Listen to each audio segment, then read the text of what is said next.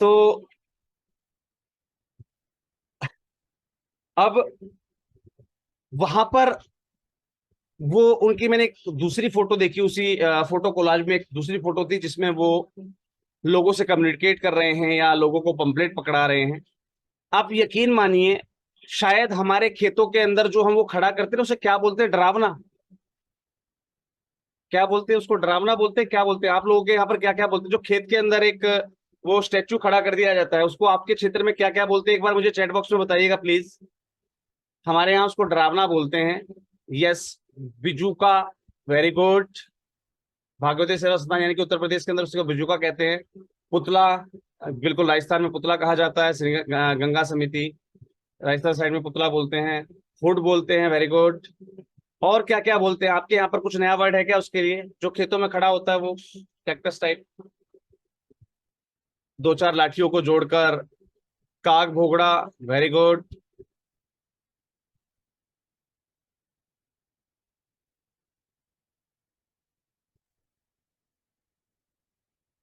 उचाका, बुजगवने, बिदारू, डरावा, राइट।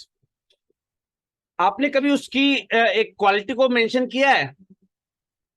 उसे चाहे आप कुर्ता पजामा पहना दो, चाहे उसे आप कोट पैंट पहना दो, वो अलग ही दिखते हैं, राइट। यकीन मानिए, जब मैंने वो पोस्ट देखी तो उन अध्यक्ष महोदय को देखने के बाद मेरे अंदर एकदम यही शब्द आया था जो भी आप यहाँ पर, सॉरी सॉरी,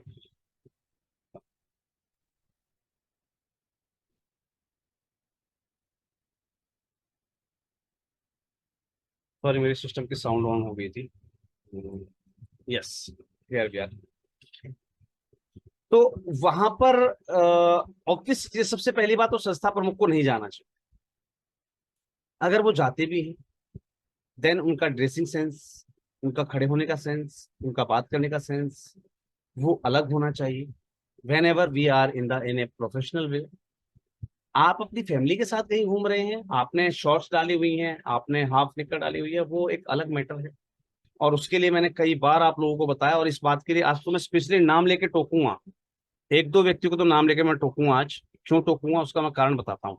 अंश आरण फाउंडेशन, अपने आप को अनम्यूट कीजिए। अंश आरण फाउंडेशन, अपने आप को अनम्यूट कीजिएगा। मेरी वॉइस आ रही है आप? हाँ हाँ सर। हाँ सर, नमस्कार। आ रही है सर? हाँ मेरी आ वॉइस रहा आ है रही है सर। सर?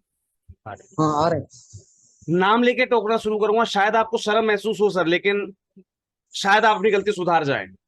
कई बार समझाया हुआ है कि जब आप अपनी तरफ से किसी भी नंबर से आप ऑफिशियली कम्युनिकेट कर रहे होते हैं, तो वहां पर आपके व्हाट्सएप नंबर पर आपकी फोटो नहीं होनी चाहिए। समझाया ना कई बार? सर सर समझाया ना कई बार? सर आपके नंबर पर आज भी आपकी फोटो लगी हुई है। Sir we are not the Shahrukh Khan and Amitabh Bachchan कि हमारी फोटो लोगों को बहुत अच्छी लगेगी। आपको अपना फेस दिखाने का शौक है, मेरी तरह यूज कीजिए, जैसे मैंने अपना द एनजीओ गुरु के लोगों को यूज किया हुआ है, उसके अंदर मैंने अपनी फोटो लगाई हुई है। अगर मार्केट के लिए, इफ वी आर ए, अगर हम मार्केट के लिए एक फेस बनना चाहते हैं, हम चाहते हैं भाई मेरा फेस जो है मार्केट में अपनी एक पहचान बनाए, आप ये जो पीछे मेरे आपको जो बैकग्राउंड दिख रहा है ना, आप इसको यूज कीजिए, आपने संस्था के लोगों के साथ अपनी फोटो यूज कर लीजिए, कोई दिक्कत नहीं। लेकिन प्लीज आप अपनी संस्था के जो ऑफिशियल नंबर होते हैं उन पर अपनी पर्सनल फोटोज यूज मत कीजिए, वहां संस्था का ब्रांड यूज कीजिए। यू आर द ब्रांड, आप ब्रांड हैं, जी सर। और आप अपनी वैल्यू खत्म कर रहे हैं। मैंने कई लोगों के व्हाट्सएप का जो स्टेटस होता है ना, स्टेटस टाइप का जो, सॉरी, व्हाट्सएप में एक डिस्क्रिप्शन होता है आपका, काफी लोगों ने अपने डिस्क्रिप्शन चेंज ही नहीं किया है।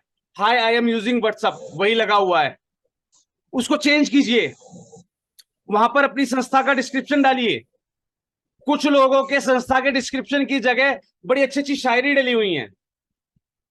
यार गालिब बनना है तो प्लेटफॉर्म दूसरे पड़े हुए हैं, संस्था की लाइन गालिब बनने के लिए नहीं है। ये गलत है। If you are using the same things, it's too wrong. ये बहुत गलत है, प्लीज। कुछ लोग अपनी हरकतें बिल्कुल नहीं छोड़ते हैं। नूरे फला ऑर्गेनाइजेशन, अनम्यूट कीजिएगा अपने आप को, अनम्यूट कीजिए अपने आप को प्लीज। Ji soon sir. पा रहे हैं आप मुझे? जी सर।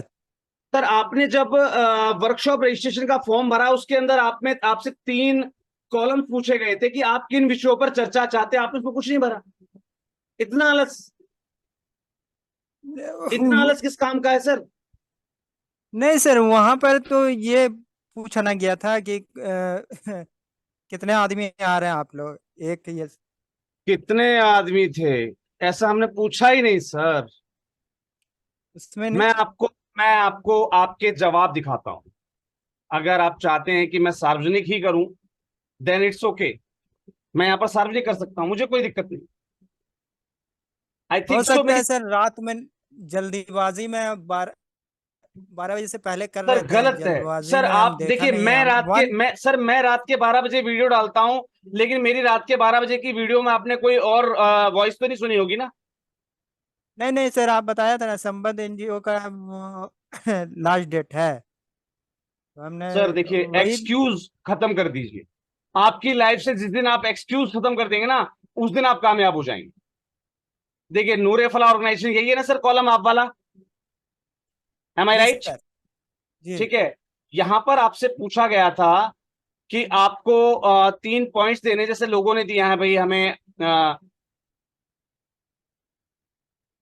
एनजीओ फेलियर क्यों होती हैं, एनजीओ का पेनल्टी मैनेजमेंट क्या है, एनुअल ग्रांट रिपीटेड कैसे होती हैं, फार्मर्स के लिए कुछ सीखना है, उनको वर्क फ्रॉम एनजीओ सीखना है।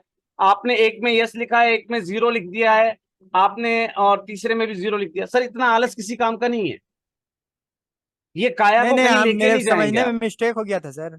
और सर मिस्टेक हो गई समझने में, पूछने का प्रयास कीजिए। कभी भी गलत इंफॉर्मेशन मत शेयर कीजिए। और जी याद सर। रखिए, हम संस्थागत व्यक्ति हैं। हम जितना अच्छा लिख सकें, हमें इस बात के लिए प्रयास करना होता है। जी राइट? सर। जी हम सर। जितना अच्छा लिख सकें, हमें इस बात के लिए प्रयास करना होता है। एक और अभी मैं आपको सूचित करना चाहूंगा, आज 17th है। मैंने आपसे वादा किया था कि आपके जो भी रजिस्ट्रेशन हो चुके हैं, लगभग सभी लोगों को जो है आपके एंट्री पास व्हाट्सअप करवा दिए गए हैं। सिर्फ व्हाट्सअप करवाए गए हैं। मेल का प्रोसीजर अभी बाकी है, क्योंकि आपको पता है कि मेल में आपके पास के साथ आपके पास सीएसआर का एक फंडिंग एजेंसी का डाटा भी आना है। ठीक है, तो मेल आपको दिए जाएंगे 21 तारीख को, क्योंकि अभी 2 चरण बाकी है हमारे पास। 20 तारीख तक रजिस्ट्रेशन चालू रहेंगे। तो जिनके 20 तारीख तक रजिस्ट्रेशन होंगे, उनको जो उनका एंट्री पास है वो 21 तारीख को शेयर किया जाएगा। तो 21 तारीख को ही हम फाइनली सबको एक साथ मेल डाल देंगे, जिसके अंदर आपका एंट्री पास भी होगा, और साथ ही साथ वो सीएसआर की फंडिंग एजेंसी की डिटेल भी होगी, और आपका वेन्यू डिटेल्स और गूगल लोकेशंस, जोग्राफिकल मैप वगैरह वो सारी चीजें उसमें मिल जाएंगे आपको। बहुत सारे साथियों को उनके ई पास मिल चुके होंगे। दीपक जी, आपको शायद मिल चुका है ना आपका ई पास? से यस और नो।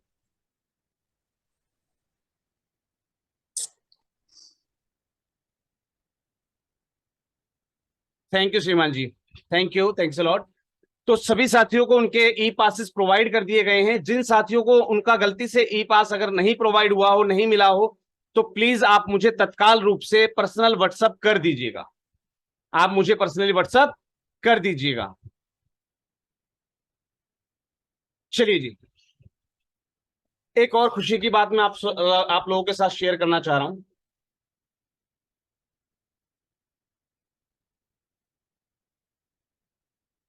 शेयर करूं या नहीं करूं?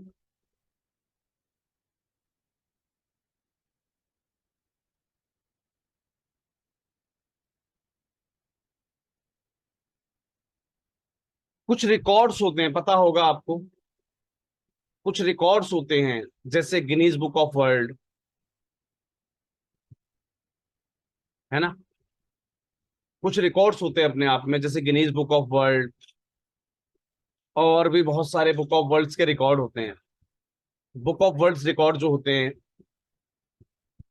उन बुक ऑफ वर्ल्ड्स रिकॉर्ड के लिए आपके राष्ट्रीय एनजीओ महासंघ के पास इनविटेशन प्राप्त हुआ है। राष्ट्रीय एनजीओ महासंघ का नाम वर्ल्ड बुक ऑफ रिकॉर्ड के लिए नॉमिनेट हुआ है।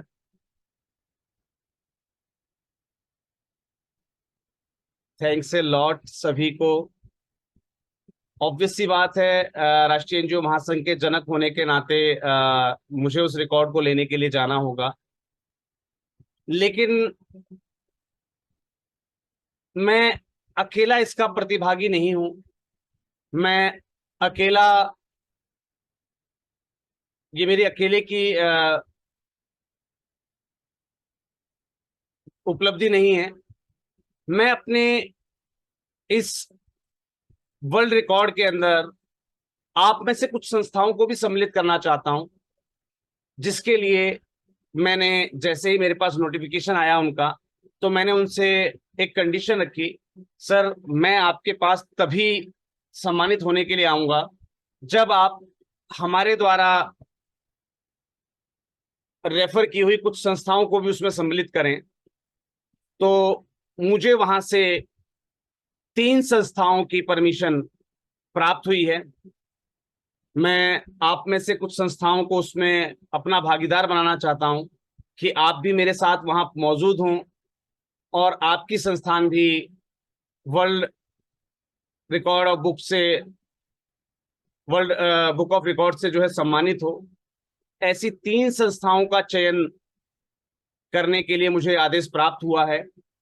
तो मेरा हमारी कोर टीम से भी निवेदन रहेगा कि वो इस संदर्भ में अपनी ओर से कुछ रेफरेंस हमें प्रदान करें। आप संस्थाओं से भी निवेदन है कि आपने अपने क्षेत्र के अंदर कुछ अच्छा काम अगर किया है और आपके पास उसके रिकॉर्ड्स अवेलेबल हैं और आपको लगता है कि वो वर्ल्ड कीपिंग के लिए, यानी कि वर्ल्ड रिकॉर्ड जब बनते हैं तो ऑब्वियस सी बात है आपका काम ऐसा होना चाहिए वो अद्वितीय हो। तो इस जर्नी में जो साथी, जो सहभागी साथी मेरे मेरे साथ सम्मिलित होना चाहें, वो अपने रिकॉर्ड्स को मेरे पास एक बार अपना एक लेटर मेरे पास भेज दीजिएगा, सिर्फ कि हम अपने आप को उस वर्ल्ड रिकॉर्ड ऑफ बुक्स के लिए हम जो अपने आप को नॉमिनेट करना चाहते हैं, मैं उसका प्रोसीजर आपको शेयर कर दूंगा। उसमें आपको आपकी जानकारी भरनी है और अगर आपका जो है प्रोफाइल कंसीडर किया जाता है तो आप मेरे साथ उस पल के साक्षी बनेंगे और आप भी वहां से सम्मानित होकर आएंगे, सेम रिकॉर्ड से जिस रिकॉर्ड से राष्ट्रीय जो महासंघ को सम्मानित किया जा रहा है।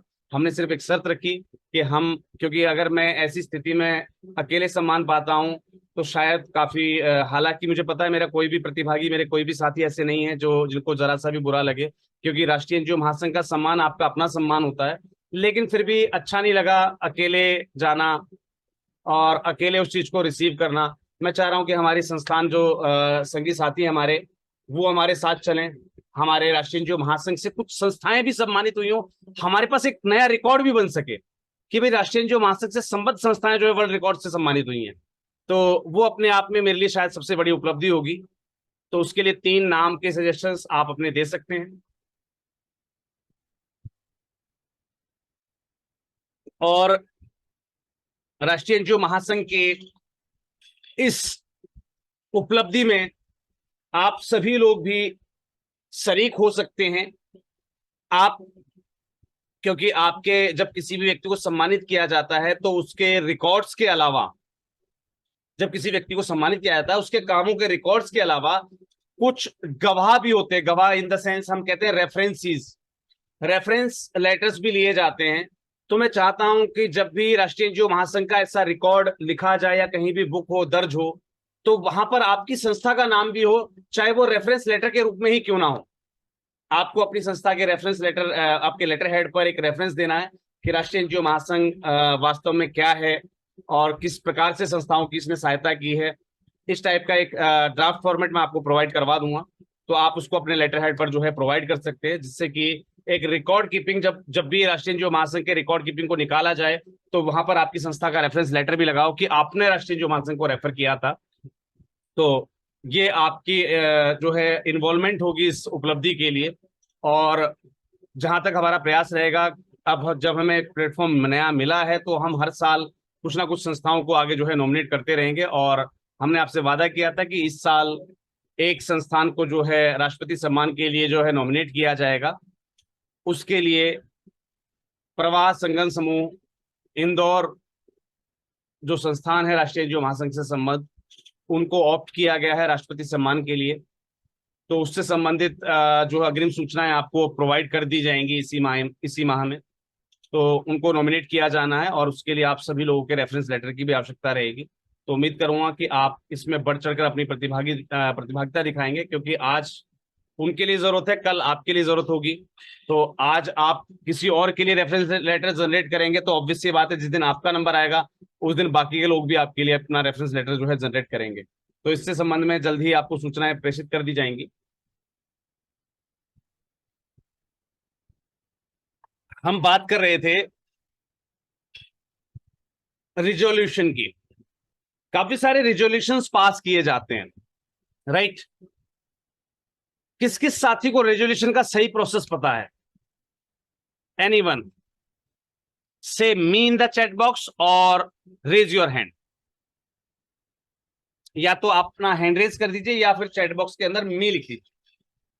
जिस भी साथी को रेजोल्यूशन का सही मायने में ड्राफ्टिंग पता है। रेजोल्यूशन पास करने को क्या कहते हैं हिंदी में, क्या कहते हैं सर, कुछ आइडिया है?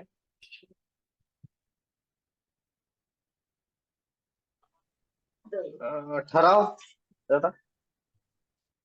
प्रदीप सर सुन पा रहे हैं आप मुझे? Resolution pass yes sir. करना। सर अब तो उसमें प्रस्ताव पास करने लिख देते, प्रस्ताव पास करना। हाँ, वही जो प्रस्ताव पारित होते हैं। हाँ जी, हाँ जी। जी। तो प्रस्ताव जो पारित किए जाते हैं उसका एक्चुअल फॉर्मेट क्या होता है, किसी भी साथी को पता है?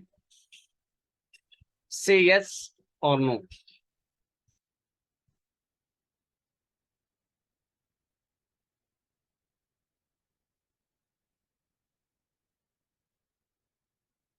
एक्चुअल किसी को पता है? नहीं है। No no no. Yes, Awadh folk and art group. अपने आप को सर दिक्कत वही है, आप अनम्यूट नहीं कर पा रहे हैं अपने आप को। आप वहां बैठे बैठे आप यस बेशक बोल दो। अपने आप को अनम्यूट कीजिएगा, Awadh folk and art group, अगर आप सुनने या बोलने के सक्षम हैं वहां से। वॉइस ही नहीं आ रही आप। अब इस यस का भी कोई फायदा नहीं मिला ना सर मुझे।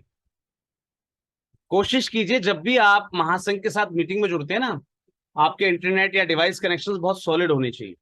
यहाँ जो जानकारियां आपको दी जाती है वो दोबारा कभी नहीं मिलेंगी। आवाज आ रही है? जी बिल्कुल आवाज आ रही, पर आ कहाँ से रही है समझ में नहीं आ रहा। अब मिल रहा है यस, सर आपको? हाँ बिल्कुल बिल्कुल बिल्कुल। आप एक दूसरे नंबर से आप जो है बिल्कुल बिल्कुल बताइए। पीछे से बैकग्राउंड में आवाज ना गूंज रही है, उसको पहले आप व्यवस्थित कीजिए थोड़ा सा। हाँ, कर दिया सर। कर दिया सर। बताइए सर, प्रस्ताव जो पास किए जाते हैं जिन्हें हम रिजोल्यूशन कहते हैं, तो जी, जी। रिजोल्यूशन कितने प्रकार के होते हैं और कब कब पास किए जाते हैं? सर बेसिकली जो है रिजोल्यूशन कल्चर में जो है जब प्रोजेक्ट सबमिट करते हैं तो उसमें एक लगता है, ये जो है एक फॉर्मेलिटीज होती है। तो उसमें सर जो हम करते हैं वो हम आपको सर बता रहे हैं कि उस प्रोजेक्ट को रिलेटेड मीटिंग रखी जाती है। मीटिंग में जो मेंबर्स होते हैं उसको जो है उस पर साइन करते हैं और देन उसको तब भेजा जाता है। इसमें कौन से मेंबर होते हैं सर, जनरल बॉडी मेंबर्स या नहीं, main body general body members? Members नहीं होते सर। इसमें जनरल बॉडी मेंबर्स नहीं होते हैं। जी और किस किस स्थिति में पास किए जाते हैं रेजोल्यूशन? सर, प्रोजेक्ट हो गया या कोई नई चीज हम करने जा रहे हैं उसमें, तो अगर कुछ भी हम करने जाएंगे तो एक रिजोल्यूशन मस्ट होता है सर। सर उसी के तहत हम थैंक यू। जो है। थैंक यू दादा, थैंक यू। जो भी आपने जानकारी दी वो काबिले तारीफ है। लेकिन यहाँ पर मैं थोड़ी सी चीजें ऐड ऑन करना चाहूँ। ऐड ऑन का मतलब, मैं भी अगर आपसे कहूं कि आप संस्था में कुछ भी काम करेंगे ना तो वहां पर आपको रेजुलेशन की जरूरत पड़ेगी। कुछ भी आप संस्था से रिलेटेड फैसला लेते हैं तो उसमें जरूरत पड़ेगी। कुछ भी में बहुत कुछ आ जाता है। क्यों ना इस कुछ भी को डिफाइन कर दिया जाए, तो कैसा रहेगा? अगर इस कुछ भी को हम डिफाइन कर दें कि किस किस स्थिति में हम रेजोल्यूशन पास करना है हमें, तो शायद और बेटर हो जाएगा ना। से यस और नो। अगर हम इस कुछ भी की स्थिति को डिफाइन कर दें प्रैक्टिकल रूप से कि सिर्फ और सिर्फ इन परिस्थितियों में आपको रेजोल्यूशन पास करना है, तो कैसा होगा?